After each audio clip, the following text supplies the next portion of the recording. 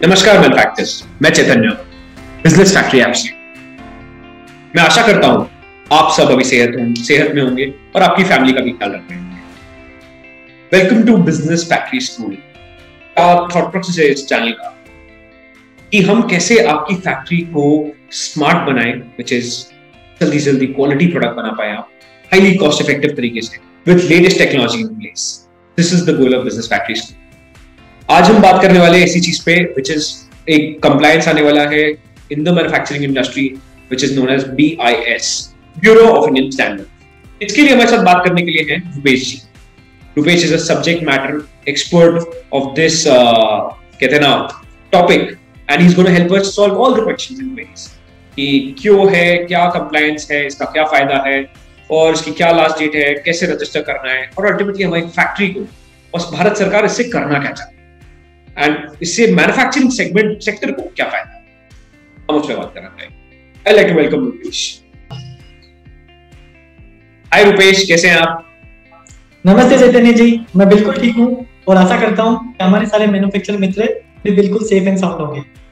आज हम इस वीडियो में गुड आज हम इस वीडियो में बात करेंगे BIS क्या होता है, BIS का पर्पस क्या होता है, BIS सर्टिफिकेशन का क्या प्रोसीजर है, नॉन कॉम्प्लायंस के क्या कंसीक्वेंसेस है, वगैरह वगैरह। BIS bureau of Indian standards यानी भारतीय मानक ब्यूरो, ये एक नेशनल बॉडी है जो प्रोडक्ट की सुरक्षा, गुणवत्ता और विश्वसनीयता को बनाए रखता है।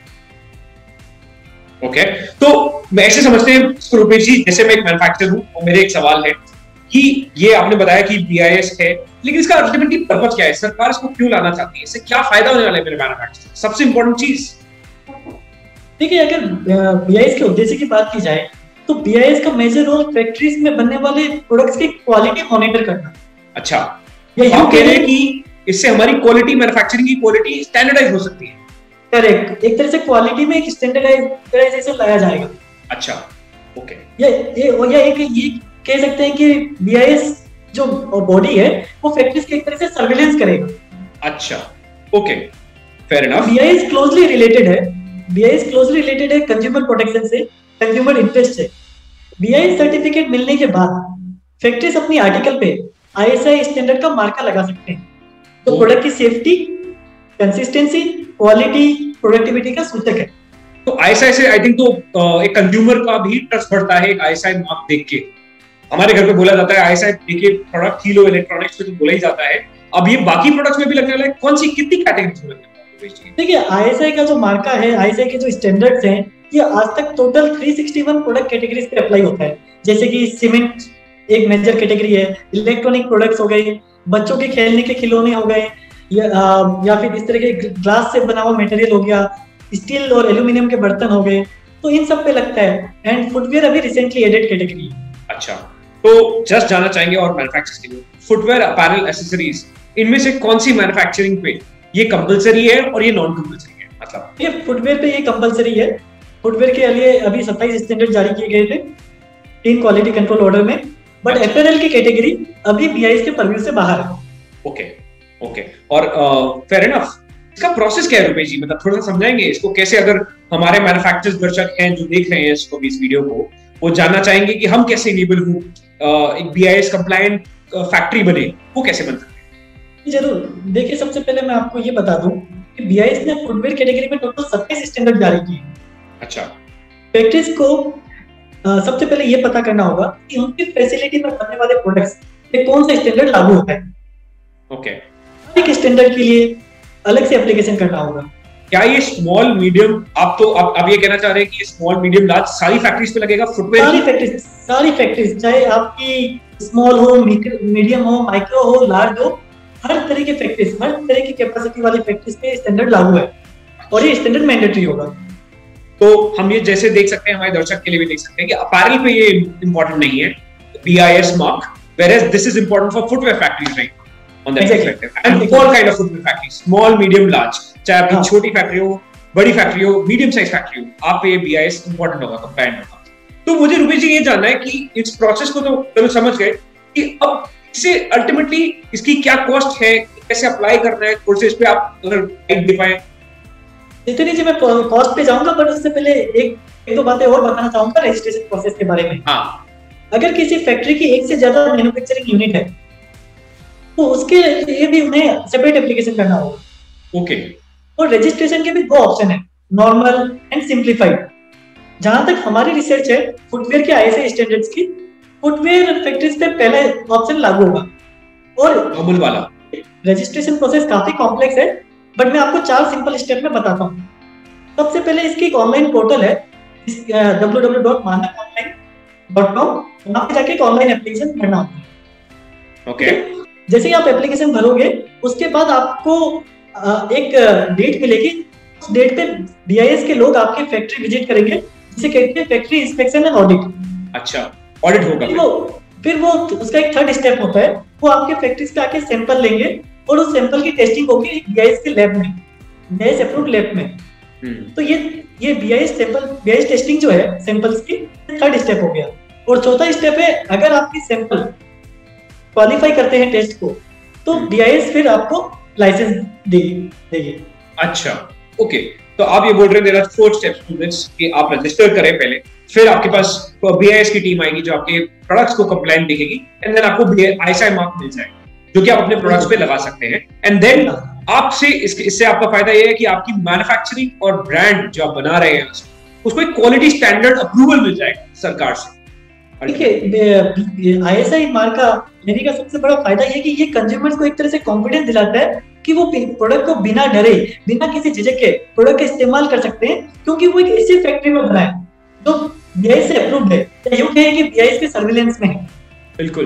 तो I think this is very interesting point two note कि बीआईएस बनाया इसलिए सरकार ने, जिससे first of all it's for 360 categories, her category के लिए कंपलसरी नहीं है। जितना हम जानते हैं अभी फुटवेयर और अपैरल में, अपैरल के लिए कंपलसरी नहीं है, फुटवेयर के लिए ये कंपलसरी है।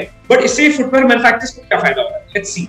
फुटवेयर मैन्युफैक्चरर्स को ये फायदा हो रहा है कि यहाँ पर आपकी फैक्ट्री को एक क्वालिटी स्टैंडर्ड मार्क मिल रहा है आपके प्रोडक्ट्स को, and that is gonna improve the confidence of the consumers for your factory products ultimately. तो ये फायदा है। फेयर इनफ, बहुत अच्छा लगा रुपेश जी। बट एक और चीज बताओ मुझे, आपकी इसमें हम रजिस्टर तो हो सकते हैं, अगर मान लो कोई फैक्ट्री इसको कंप्लायंट नहीं ले रही, और चलो कंप्लायंस के पहले हम कॉस्ट पे बात करना चाहिए, वो बहुत इंपॉर्टेंट है फैक्ट्री के लिए। बिल्कुल बिल्कुल। कॉस्ट ऑफ दिस थिंग, ये कैसे, इसको पाने की कॉस्ट क्या है, मोटा मोटा एक फैक्ट्री या मैन्युफैक्चरर को कितना खर्चा उठाना पड़ता है इसके लिए? बिल्कुल, मैं जरूर बताता हूँ।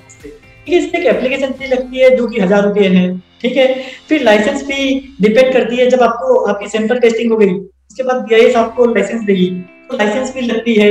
इसके अलावा जब बीआईएस के लोग आपकी फैक्ट्री विजिट करने आते हैं तो उसके 7000 रुपए पर मेंटेन का चार्ज है, ठीक है। इसके अलावा जब आपको आईएस मार्का मिलता है तो आपको एक मिनिमम मार्किंग फी डिपॉजिट करनी होती है, वो भी आईएस स्टैंडर्ड पे डिपेंड करती है। तो कुल मिलाकर अगर मैं कहूँ आपको एक बॉलपार्क एस्टिमेट दूं तो 1 से 1.5 लाख के बीच का ये खर्चा है।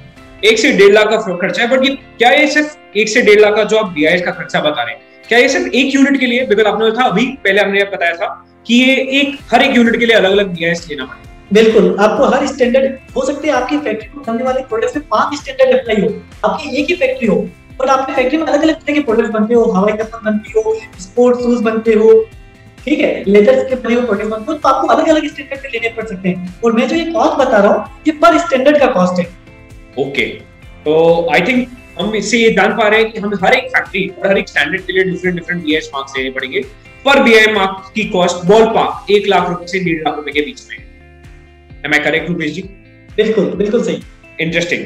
तो अब मैं जानना चाहूंगा कि इसकी what is the compliance angle कि कुछ मैन्युफैक्चरर्स, अब आप समझिए 1-1.5 लाख रुपए शायद हर एक फैक्ट्री के लिए इफेक्टिव ना हो डे 1 से करना। तो मैं ये जानना चाहूंगा फर्स्ट ऑफ ऑल इसकी रजिस्ट्रेशन लास्ट डेट क्या है, एंड अगर इसको कोई फैक्ट्री रजिस्टर नहीं हो पाई टाइम तो उसके नॉन कंप्लायंस के नेगेटिव साइड्स क्या? बिल्कुल बिल्कुल बताता हूँ। देखिए जी, बीआईएस सर्टिफिकेशन जो है वो बीआईएस एक 2016 के दायरे में आता है। नॉन कॉम्प्लायंस के कंसीक्वेंसेस बहुत स्ट्रिंजेंट है, जिसमें 2 साल की जेल से लेकर 2 लाख से 5 लाख तक का भी जुर्माना लग सकता है। और मैं ये आपको मिनिमम बता रहा हूँ, जुर्माना इससे ज्यादा भी हो सकता है। ओके, ठीक है। और अभी इफेक्टिव डेट बता रहा हूँ मैं, ये इसके 3 क्वालिटी कंट्रोल ऑर्डर आए थे पिछले साल, जो कि 27 अक्टूबर 2020 से लागू होने वाले थे।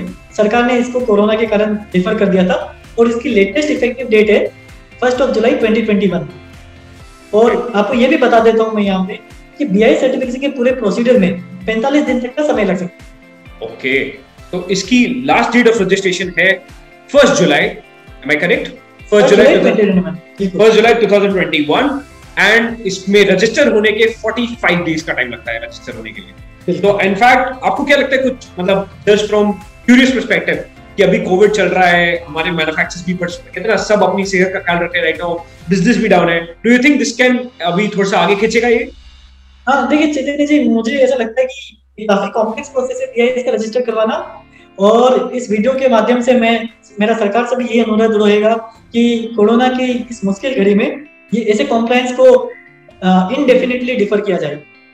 Thank you Rupesh ji. I think तो हमने ये समझा कि बीआईएस हमारी फैक्ट्री को एक क्वालिटी मार्क देता है अल्टीमेटली, जिसको स्टैंडर्ड क्वालिटी स्टैंडर्ड देता है। सेकंड, वी अंडरस्टूड कि ये मैन्युफैक्चरर्स को एक ब्रांड मार्क देता है, up levelling on the consumer front देता है। थर्ड की इसकी एक कॉस्ट, रजिस्ट्रेशन कॉस्ट 1.5 लाख के आसपास है, 1 से 1.5 लाख रुपए पे, जो कि पर एक फैक्ट्री और पर एक कहते हैं पर एक फैक्ट्री पर एक स्टैंडर्ड लगती है ऑन दिस पर्सपेक्टिव। चौथा, इसकी last date of registration as of now जब हम ये वीडियो बना रहे हैं मैन्युफैक्चरर्स, ये है 1 जुलाई 2021 right? That's interesting, and I think non-compliance के consequences काफी stringent हैं। हाँ, and non-compliance के as Rupesh ji said is very stringent, 2 साल की जेल से लेके 50,000 तक का 5 लाख तक का जुर्माना भी, 5 लाख तक का जुर्माना। In fact, thanks a lot Rupesh ji for being a part and helping us understand कि BIS होता क्या है, उसके क्या compliances है, फायदा क्या है मैन्युफैक्चरर्स को, क्या कॉस्ट है उसकी, and I think they have done a decent job in helping manufacturers sitting in front right now to help understand it better. Thank you. I hope if you like this video, you can subscribe it. हमारा business factory school में गोल ये है कि हम आपकी factory को कैसे smart बनाएं, कैसे इफेक्टिव बनाएं एंड कैसे क्वालिटी कंट्रोल वाले एंगल पे बहुत ज्यादा आगे ले जाएं। गोल इज मतलब the whole goal is how to take your factory digital, and while taking it digital, making it smarter, sharper, quality effective and efficient in place. तो ये हमारा गोल है। थैंक्स अ लॉट मैन्युफैक्चरर्स हमारा video देखने के लिए, and हम कोशिश करते रहेंगे हम इससे बेहतर वीडियो बनाएं एंड अच्छी वीडियोस बनाएं और अच्छे टॉपिक्स पे बात करें जो कि मैन्युफैक्चरर की लाइफ को इम्पैक्ट करें ultimately, and so that we are able to make a difference in that life. And I like to thank everyone who was watching this video. Thank you, subscribe for more videos like this. Thanks a lot. Thank you so much. Thank you.